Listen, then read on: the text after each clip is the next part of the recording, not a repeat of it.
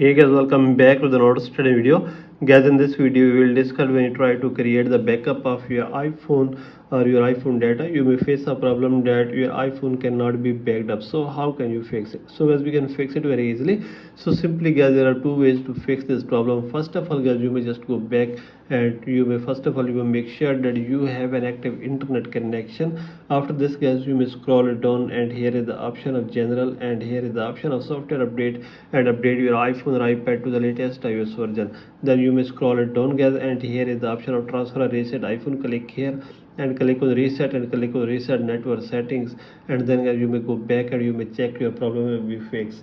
If your problem is still not fixed by all these methods, then guys, you may click here on your Apple account or Apple ID, and here is the option of iCloud, and guys, you may remove the space from here and you may check your problem will be fixed.